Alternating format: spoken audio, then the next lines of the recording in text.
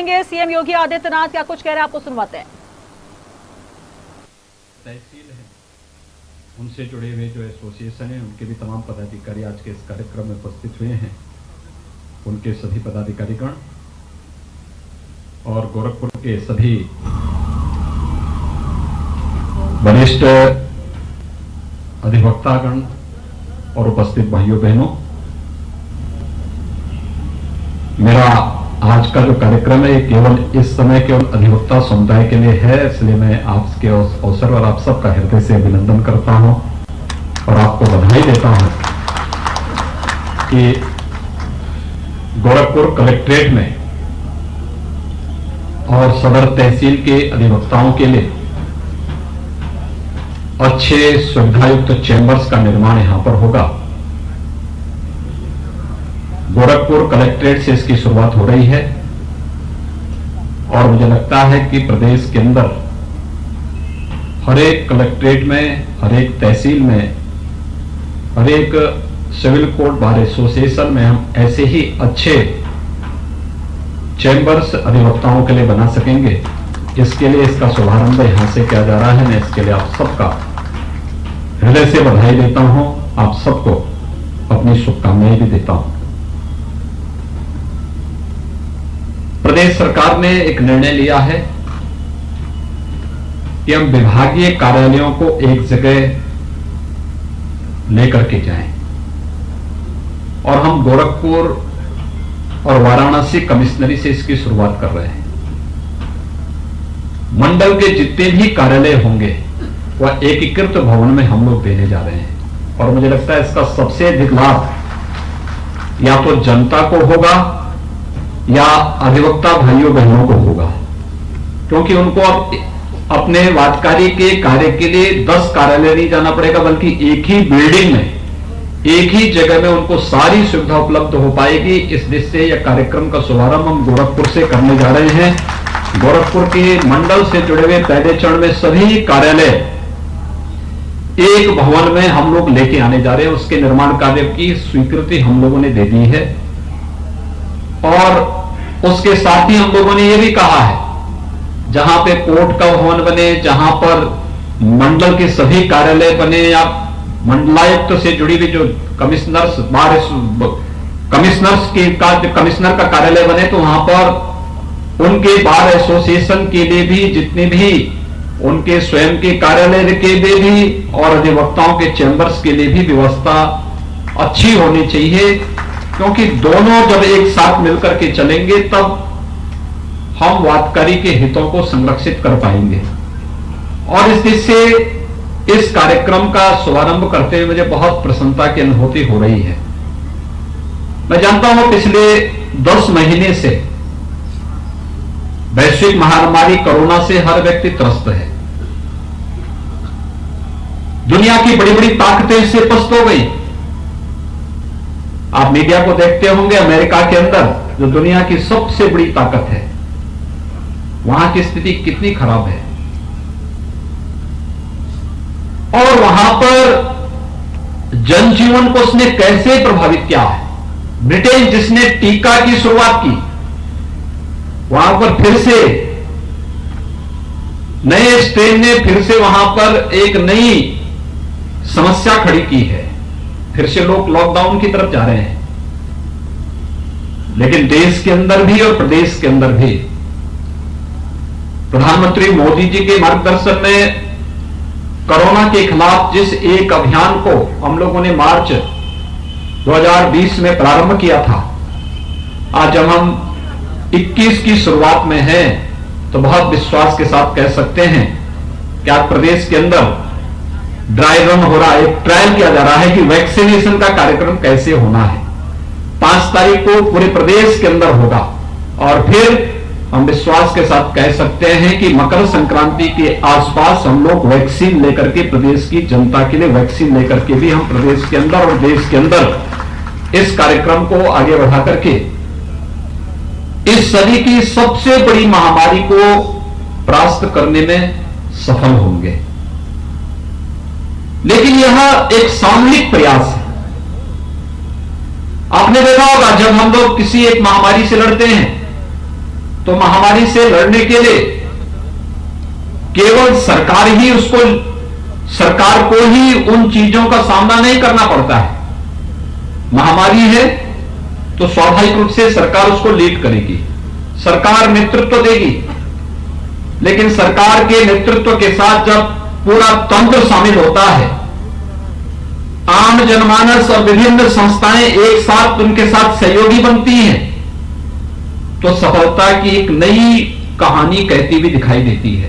Corona के खिलाफ उत्तर प्रदेश के इस प्रयास को अगर WHO ने सराहना की तो उसके पीछे ये सामूहिक प्रयास है। सब लोगों ने मिलकर के, एक साथ मिलकर के, प्रधानमंत्री मोदी जी के मार्गदर्शन में प्रदेश सरकार के द्वारा जो अभियान प्रारंभ किया गया था, उस अभियान में सबकी सहभागिता का परिणाम रहा कि उत्तर प्रदेश देश के अंदर सबसे बड़ी आबादी का राज्य होने के बावजूद कोरोना का सबसे अच्छा परिणाम देश के अंदर देने में सफल रहा है। तो उसके पीछे कारण इसी सामूहिकता का है, जिसमें अधिवक्ताओं का भी, चिकित्सकों का भी और समाज के व्यापारियों का भी और हरेक तबके के लोगों का भी भरपूर सहयोग शासन को प्राप्त होता रहा। और आज उसका परिणाम है कि हम सफलतापूर्वक आज से 2 महीने पहले प्रदेश के अंदर कोरोना के लगभग 68,000 से अधिक पॉजिटिव केसेस थे। आज सुबह जब मैं गोरखपुर के लिए चला हूं तो बैठक लेकर के चला हूं, उस समय केवल 13,000 पॉजिटिव केस पूरे प्रदेश के अंदर हैं। आप देख सकते हैं कि 68,000 से कम करते करते करते करते आज 13,000 तक हम पहुंच चुके हैं। सबसे अच्छी रिकवरी इस समय देश के अंदर उत्तर प्रदेश की है। लगभग 97% तक हम रिकवरी के रेट को पहुंचा चुके हैं। मृत्यु दर 1% के आसपास है, इसको उससे भी नीचे लाने का प्रयास किया जा रहा है। हेल्थ इंफ्रास्ट्रक्चर में जो भी भगवान करे हॉस्पिटल में जाना पड़े किसी को, लेकिन जो भी हॉस्पिटल में गया और कोविड हॉस्पिटल में जो सुविधा उसे प्राप्त हुई, उसने इसकी सराहना की कि प्रदेश के बारे में कहा जाता था कि हेल्थ इंफ्रास्ट्रक्चर कमजोर है, लेकिन उत्तर प्रदेश ने जिस प्रकार की सुविधा, फ्री में सारी सुविधा जिस प्रकार की दी है, यह मुझे लगता है कि हर एक व्यक्ति ने उसकी सराहना की। और पब्लिक फीडबैक के आधार पर उत्तर प्रदेश जैसे राज्य के लिए चुनौती थी, चुनौती इस रूप में भी थी कि 40 लाख प्रवासी कामगार और श्रमिक उत्तर प्रदेश में आए। प्रदेश के अंदर हमारे हजारों प्रतियोगी छात्र और बच्चे अलग अलग कस्बों में, नगरों में प्रतियोगी परीक्षाओं की तैयारी कर रहे थे। उन्हें सुरक्षित लॉकडाउन के दौरान उनके घरों तक पहुंचाना और प्रवासी कामगार और श्रमिकों को भी सुरक्षित उनके घरों तक पहुंचाने का जो कार्यक्रम करना था, इस सभी कार्यक्रम कुशलतापूर्वक संपन्न करने के बाद अब कोरोना के खिलाफ जो लड़ाई हमारी चल रही है, हमें प्रवासी कामगार और श्रमिकों को रोजगार भी उपलब्ध कराना है। हमने प्रदेश के विकास की गति को थमने भी नहीं दी है, लेकिन साथ साथ कोरोना पर प्रभावी नियंत्रण करने में भी जो सफलता प्राप्त की है, जो समाज के हरेक तबके का योगदान इसके साथ जुड़ा है, मैं इसके लिए अधिवक्ता समुदाय का भी, व्यापारी समुदाय का भी, चिकित्सक और पैरामेडिक्स का भी और समाज के उन विभिन्न स्वयंसेवी संगठनों का भी जिन्होंने बढ़ चढ़ करके इसमें भाग लिया, सहयोग किया, उन सबका हृदय से अभिनंदन करता हूं। और आज जो प्रदेश के अंदर ड्राई रन प्रारंभ हुआ है, 6 जनपदों में भी हम लोगों ने प्रारंभ किया है। 5 तारीख को हम प्रदेश के हर एक जनपद में शुरू करेंगे, एक ट्रायल होगा और जैसे ही वैक्सीन की पहली खेप पहुंचेगी, इसके बाद आप देखना पूरे प्रदेश के अंदर अलग अलग कैटेगरी जो तय की गई उसके अनुसार हम वैक्सीन देना प्रारंभ करेंगे और कोरोना को, इस सदी की सबसे बड़ी महामारी को हम पूरी तरह प्रभावी रूप से नियंत्रण करने में हमें सफलता प्राप्त होगी। आज का जो कार्यक्रम है ये कहने के लिए अधिवक्ताओं के चैंबर का है, लेकिन वास्तव में ये समाज के सबसे पीड़ित व्यक्ति को न्याय दिलाने के एक महत्वपूर्ण आधार का शुभारंभ भी है। मुझे बहुत अच्छा लगा जब अमिताभ जी यहां पर कह रहे थे कि हमारी लाइब्रेरी को डिजिटलीकरण होना चाहिए। यानी तकनीक का उपयोग क्या हो सकता है। आपने देखा होगा, अगर तकनीक को हम लोगों ने नहीं अपनाया हो तो हमारी वर्चुअल कोर्ट चल पाती नहीं चल पाती। हम मानते हैं अधिवक्ता समुदाय को इससे परेशानी हुई, लेकिन इस जरूरत के हिसाब से एक सामान्य नागरिक को न्याय मिल सके, इसका एक ट्रायल भी कोरोना के दौरान हुआ। अगर हमारे पास तकनीक नहीं होती तो क्या हम लोग किसानों के लिए, मजदूरों के लिए, महिलाओं के लिए या समाज के अलग अलग तबके के लोगों के लिए सहायता राशि भेज पाते? याद करिए, 86 लाख से अधिक वृद्धजन, विधवा महिलाएं और दिव्यांगजन प्रदेश में हैं। इन सभी 86 लाख से अधिक इन सभी लोगों को पेंशन की राशि और उसमें भी एडवांस राशि उनके खाते में डीबीटी के माध्यम से हम लोग भेजते थे। एक जगह क्लिक किया, पैसा उनके खाते में पहुंच गया। बाद में हम लोगों ने देखा कि ये लोग बैंकों में जाके लाइन लगाना पड़ रहा है, तो हम लोगों ने प्रदेश के हर ग्राम पंचायत में एक एक बैंकिंग कॉरेस्पॉन्डेंट सखी की भी नियुक्ति कर दी कि इनका पैसा निकालने और पैसा जमा करने की जिम्मेदारी अब एक एक गांव के व्यक्ति को या परिवार को नहीं पड़ेगी, बल्कि ये बैंकिंग कॉरेस्पॉन्डेंट सखी में जाकर के पैसा निकालने या पैसा जमा करने का कार्य करेगी, जिससे भीड़ भाड़ कम हो सके और हम सोशल डिस्टेंसिंग के नियमों का पालन कर सकें।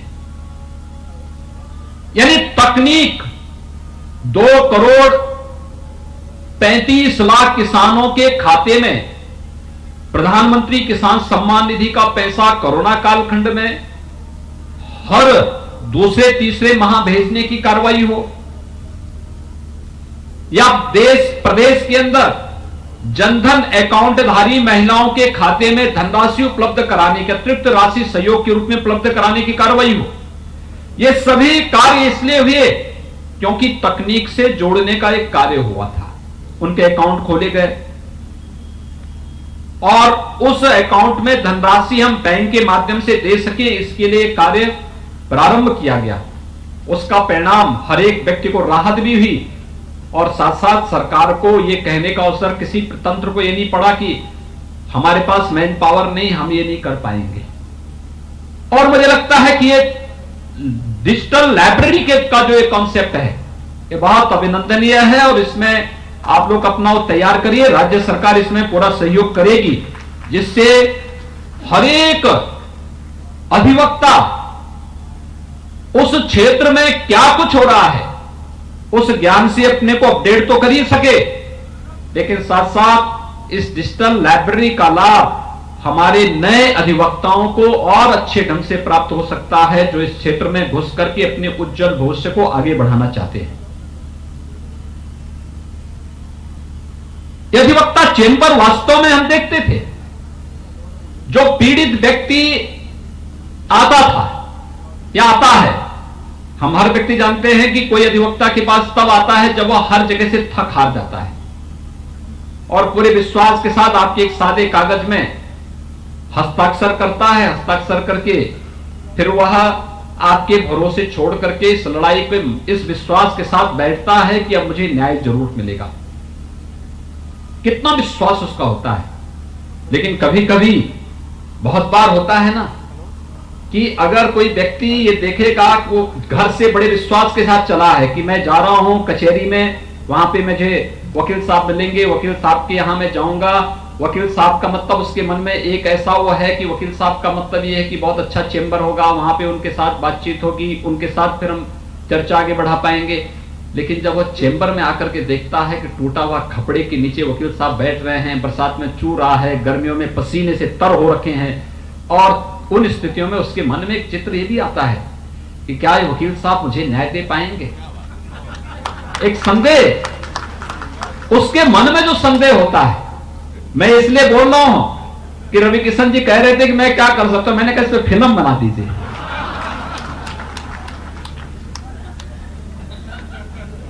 और इसमें बहुत सारे हमारे अधिवक्ता ऐसे होंगे, भाई अभिमन्यु पांडे जी यहां बैठे हैं, जो फिल्म में रोल करने के लिए तैयार हो जाएंगे।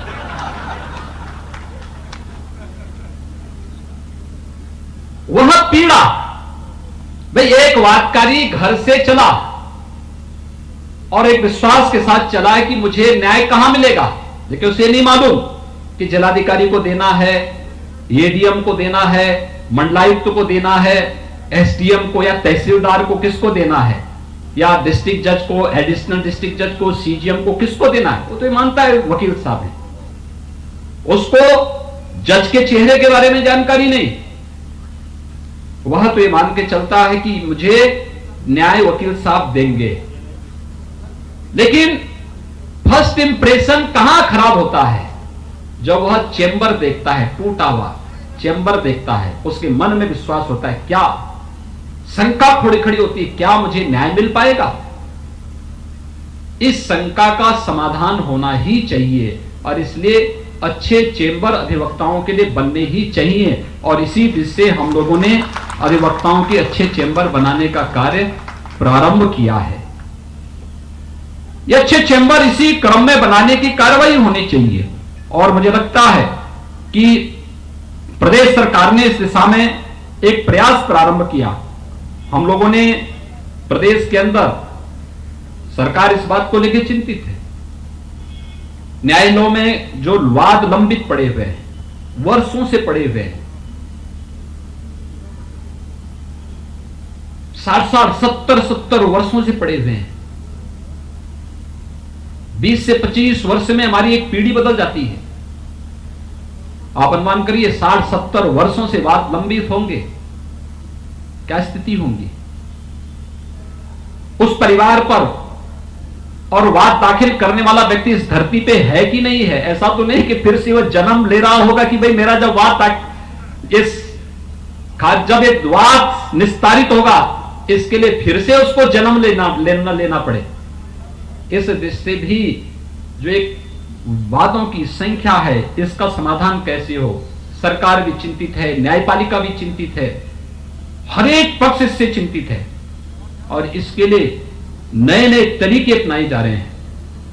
और उसी पर सरकार ने, उत्तर प्रदेश ने इस दृष्टि से न्यायालयों से जुड़े हुए जो मामले थे, इसके लिए कोर्ट का गठन करना हो, जजेज के आवासीय और अनावासीय भवन के लिए भी जहां व्यापक पैमाने पर धनराशि उपलब्ध करवाई जा रही है, वहीं साथ ही साथ जो मैंने आपको बताया कि अब मंडलीय स्तर के सभी कार्यालय एक भवन में रहने चाहिए, जिससे एक सामान्य नागरिक को भी सहूलियत हो, और साथ साथ उसकी समस्या का समाधान का जो सबसे बड़ा आधार है अधिवक्ता, वह आसानी से एक ही भवन में एक अपने वादकारी की समस्याओं के समाधान करने के लिए वहां पर भी उसकी पहल कर सके, पैरवी कर सके, कोई जानकारी लेनी वो भी जानकारी ले सके। और इसकी शुरुआत हम लोगों ने गोरखपुर में मंडलायुक्त कार्यालय और मंडलायुक्त कार्यालय में मंडल से जुड़े हुए सभी कार्यालयों को एक एकीकृत कार्यालय के रूप में यहां पर स्थापित करने की कार्रवाई प्रारंभ की है, और मुझे लगता है कार्य प्रारंभ होने के साथ उत्तर प्रदेश के अंदर एक नए युग की शुरुआत इस दिशा में प्रारंभ होने जा रही है। हम जिलाधिकारी के कार्यालयों को भी इसी के साथ लेने जा रहे हैं। जिलाधिकारी का कार्यालय, जिले के जुड़े हुए सभी अधिकारियों के कार्यालय एक जगह होने चाहिए, और नहीं तो होता है जिलाधिकारी अपने कार्यालय में है और अन्य अधिकारी मर्जी आई तो बैठेंगे, नहीं मर्जी आई तो स्वाभाविक रूप से घूमते हैं, कोई कार्यालय में है, कोई कहीं है, कोई कहीं है, कोई भरोसा नहीं। इसलिए एक एकीकृत भवन में सभी जगह एक कार्यालय में एक भवन के साथ हम बड़े बड़े मंजिल भवन बनाएंगे, 5 मंजिला 10 मंजिला भवन बनाएंगे, सुविधाएं देंगे, चैम्बर देंगे, ऑडिटोरियम देंगे, कॉन्फ्रेंस रूम देंगे, डिजिटल लाइब्रेरी देंगे, वहां पे कैफेटेरिया देंगे, कैंटीन देंगे, हर प्रकार की सुविधाएं वहां पर उपलब्ध करवाएंगे। और ये हर प्रकार की सुविधाएं, कोई गांव से आया है उसको भी सस्ते में भोजन वहां उपलब्ध हो सके। गांव के व्यक्ति को कलेक्ट्रेट में भोजन 5 रुपए 10 रुपए में अगर मिल जाए क्यों वहां व्यक्ति फिर इधर उधर भटकेगा? अच्छी कैंटीन हो, साफ सुथरी कैंटीन हो, इसकी सुविधा मिले। ये सारी सुविधाओं का एक केंद्र बिंदु कलेक्ट्रेट हो या कमिश्नरी हो, ये बने और वह व्यक्ति इन भवनों को एक आदर्श व्यवस्था के रूप में मान करके चल सके, इसकी शुरुआत राज्य सरकार करने जा रही है। और गोरखपुर में अधिवक्ताओं के चैंबर्स के निर्माण की प्रक्रिया उसी कड़ी का एक हिस्सा है और इसके लिए मैं गोरखपुर के सभी अधिवक्ता बंधुओं को हृदय से बधाई देता हूं, अपनी शुभकामनाएं देता हूं। भाइयों बहनों, कार्य करने की इच्छा शक्ति होनी चाहिए। गोरखपुर के चाहे वह सिविल कोर्ट बार एसोसिएशन हो, जिला अधिवक्ता एसोसिएशन हो या फिर द कमिश्नर्स बार एसोसिएशन हो, ये जितने भी हमारे एसोसिएशन बार से जुड़े हुए हैं, मेरा इनके साथ संवाद आज से नहीं पिछले 25 वर्षों से है, बार के रूप में और एक जनप्रतिनिधि के रूप में, और साथ साथ एक गोरखपीठ के एक योगी के नाते भी एक भावनात्मक संवाद मेरा सभी अधिवक्ता बंधुओं से लगातार बना रहा है। वे लोग हर सम विषम परिस्थिति में हम लोगों के साथ खड़े रहते रहे हैं। उस समय उनके लिए कोई दायरे नहीं रहे हैं, तो स्वाभाविक रूप से एक संवाद रहा। इसलिए 1998 में जब मैं सांसद बना तो पहली डिमांड मेरे पास यहां की आई थी और अब लोगों ने जिला अधिवक्ता एसोसिएशन में उस समय एक बड़ा सभागार का निर्माण करके यहां के अधिवक्ताओं को समर्पित किया था। बाद में उसका विस्तार भी हुआ, उसको और एक नए रूप में आगे बढ़ाने का कार्य हुआ। इसके बाद फिर इस कार्यक्रम को आगे बढ़ाने का कार्य द कमिश्नर्स बार एसोसिएशन ने, सिविल कोर्ट बार एसोसिएशन ने, इन सभी एसोसिएशन ने भी अपने अपने समय में कार्यक्रम आगे बढ़ाए थे। लेकिन समय के अनुरूप हम लोगों ने न केवल कलेक्ट्रेट में और कमिश्नरी में, बल्कि हम लोग इस कार्यक्रम को तहसील स्तर पर भी ले जाना चाहते हैं। आज मुझे कंपियरगंज तहसील में मैं जा रहा हूं, कल सैजनवा और बांसगांव तहसील का हम लोग करने जा रहे हैं, फिर और भी तहसीलों के लिए प्रदेश के अंदर अलग अलग कमिश्नरी है, कलेक्ट्रेट है या फिर तहसील किए हैं, उन सभी स्थानों पर अधिवक्ताओं के लिए उस प्रकार की सुविधा युक्त चैंबर के निर्माण की प्रक्रिया को राज्य सरकार तेजी के साथ आगे बढ़ाएगी, जिससे दिखने के लिए वह अधिवक्ता का चैंबर होगा, लेकिन वह वास्तव में एक कॉमन मैन के लिए, एक सामान्य नागरिक के लिए न्याय पाने का एक मंच बनेगा। और उस मंच का एक कार्यक्रम, उसका शुभारंभ हम लोग यहां से कर रहे हैं। शुरुआत ईमानदारी पूर्वक होगी तो उसके परिणाम भी ईमानदारी पूर्वक सामने आएंगे। मुझे देख के कभी कभी आश्चर्य होता है, राज्य वही है, संसाधन भी वही है, तंत्र भी वही है, केवल सरकारें बदली है। और क्या परिवर्तन लाया जा सकता है? याद करिए, गोरखपुर में 1947 से 2017 तक कुल 12 गवर्नमेंट मेडिकल कॉलेज बने थे। 12। मैं आज ये बात आपके सामने इसलिए कह रहा हूं क्योंकि आप प्रबुद्ध या प्रबुद्ध वर्ग है, लोगों के सामने इस चर्चा को आगे बढ़ा सकता है, लोगों को बता सकता है 1947 से लेकर 2017 इन 70 वर्षों में कुल कितने मेडिकल कॉलेज बने थे? 12। और 3 वर्ष में 2017 से 2020 के बीच में हम लोग बना रहे हैं 30 नए medical college, government medical college 30 नए बना रहे हैं। पुराने मेडिकल कॉलेजेस में सुपर स्पेशलिटी ब्लॉक की स्थापना कर रहे हैं, जिनमें वे अब सुपर स्पेशलिटी की सुविधाएं, विशेषज्ञता की वे सभी सुविधाएं उपलब्ध कराने जा रहे हैं। उसके भवन बनके तैयार हो चुके हैं, वहां पे हम लोगों ने पद स्वीकृत कर दिए हैं, नियुक्ति की प्रक्रिया चल रही है। 2 जगह एम्स बन रहे हैं, गोरखपुर का एम्स आपके सामने है, ऐसे ही रायबरेली में भी एम्स बन रहा है और वाराणसी में भी एम्स जैसा संस्थान निर्माण कार्य उसका युद्ध स्तर पर चल रहा है। यानी 1947 से लेकर के 17 तक की स्पीड क्या थी, और अचानक आपने देखा होगा कल प्रधानमंत्री जी ने लाइट हाउस प्रोजेक्ट का शुभारंभ किया है देश के अंदर। एक प्रकार से फैब्रिकेटेड आवासीय सुविधा है। आवास के अलग अलग पार्ट को अलग अलग ला करके एक साथ आप जोड़ दो, बड़े आवास बन सकते हैं, समय पे आवास खड़े हो सकते हैं। लेकिन 2016 में उत्तर प्रदेश कहां था? प्रधानमंत्री आवास योजना में उत्तर प्रदेश का स्थान 26वां था। नोट करिए, 26वां स्थान था उत्तर प्रदेश का। और कल प्रधानमंत्री जी ने देश का सर्वश्रेष्ठ सम्मान आवास योजना में प्रथम स्थान उत्तर प्रदेश को दिया है। यानी उत्तर प्रदेश 17,58,000 आवास इस दौरान इतने गरीब परिवारों को शहरी क्षेत्र में एक एक आवास उपलब्ध कराने का कार्य उत्तर प्रदेश ने किया है। करने की इच्छा शक्ति हो, जिसको नहीं करना उसके 10 बहाने हो सकते हैं। लोग कहते थे, मुझे याद है जब गोरखपुर की वायु सेवा हमें प्रारंभ करनी थी तो गोरखपुर के लिए जो सर्वे आया, सर्वे में कहा गया 6 पैसेंजर हैं। तो मैंने कहा ये सर्वे फर्जी है। और आज आप देखिए 8 शहरों से गोरखपुर जुड़ा हुआ है वायु सेवा से। दिल्ली के लिए 3 वायु सेवा चलती है, मुंबई के लिए 2 चलती है, बेंगलोर, हैदराबाद, कोलकाता, प्रयागराज, लखनऊ, सब जगह चल रही है। जगह नहीं पड़ी, वायु नहीं, एयरपोर्ट पे जगह ही नहीं है, कहां पे एयरक्राफ्ट खड़ा होगा। ये जितना भी वायु सेवा का विस्तार हुआ है, ये विकास में भी सहयोगी बना है।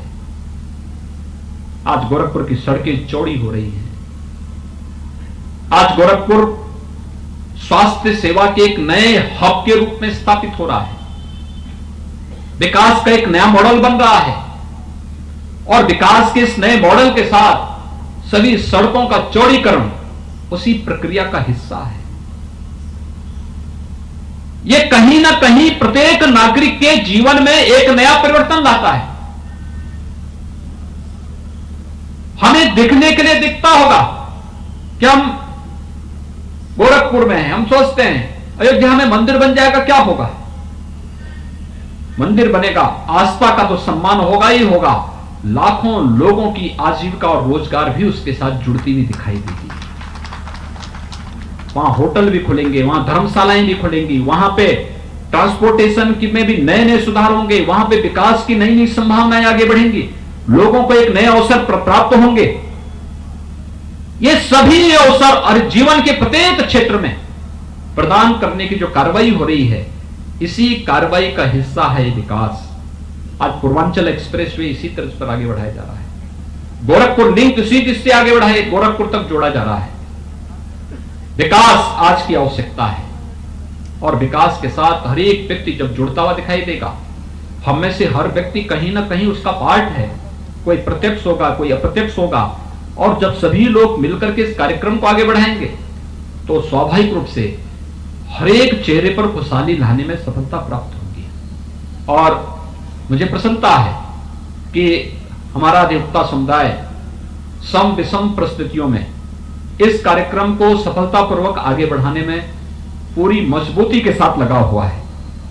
मुझे यह बताते हुए प्रसन्नता है कि प्रदेश के अंदर प्रदेश सरकार ने जो अधिवक्ता सामाजिक सुरक्षा निधि योजना के अंतर्गत 1474 अधिवक्ताओं को कल्याण निधि से अब तक उसका भुगतान करने की कार्रवाई तो सफलतापूर्वक आगे बढ़ाया ही है, लेकिन साथ साथ हम लोगों ने 2017 में जब विधानसभा का चुनाव हुआ था, उस समय हम लोगों ने लोक कल्याण संकल्प पत्र में एक बात कही थी, और वह कही थी कि अगर अधिवक्ता की मृत्यु पर उनके परिजनों को मिलने वाली सहायता राशि की हेतु आयु की सीमा 70 वर्ष किए जाने और उस सहायता के तहत जो राशि हम लोगों ने दी 471 ऐसे अधिवक्ता के परिवारजनों को 23 करोड़ 11 लाख रुपए का अब तक भुगतान हम लोग कर चुके हैं। जिन अधिवक्ताओं की इस दौरान मृत्यु हुई और उत्तर प्रदेश में अधिवक्ता सामाजिक सुरक्षा निधि के अंतर्गत मृत दावे के रूप में 662 मृतक अधिवक्ताओं के आश्रितों को कल्याण निधि से भी 4,46,33,000 से अधिक धनराशि का भुगतान अब तक हम लोगों ने किया है। प्रदेश के अंदर युवा अधिवक्ताओं के लिए भी हम लोगों ने घोषणा की थी कि युवा अधिवक्ताओं के लिए उनके जो लॉ से संबंधित पुस्तकें होंगी, पत्रिकाएं होंगी, इसके लिए 5,000 रुपए प्रति अधिवक्ता 3 वर्ष के लिए, चालू वित्तीय वर्ष के लिए हम लोगों ने जो धनराशि उपलब्ध कराई उसमें 1,87,90,000 रुपये इस जिससे हम लोगों ने स्वीकृत किए हैं, जिसमें से 1,60,00,000 रुपये वितरित भी किए जा चुके हैं। इसके अलावा चाहे वह हाईकोर्ट प्रयागराज में हो या लखनऊ में हो, वहां पे अधिवक्ता चेंबर्स के लिए और पार्किंग के लिए भी बहुत समस्याएं हैं।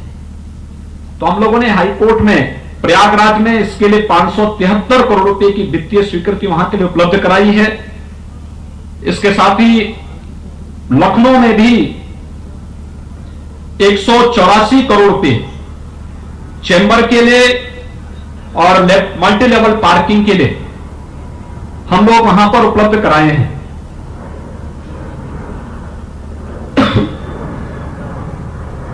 आज जो कार्यक्रम हम लोग यहां पर कर रहे हैं, गोरखपुर में सदर है, कैंटियरगंज है, बांसगांव, सैजनवा, गोरखपुर में अधिवक्ता चेंबर और अधिवक्ता हॉल के निर्माण के लिए ये 15 करोड़ 21 लाख रुपए की ये वित्तीय सहायता यहां पर राज्य सरकार के द्वारा उपलब्ध कराई गई है।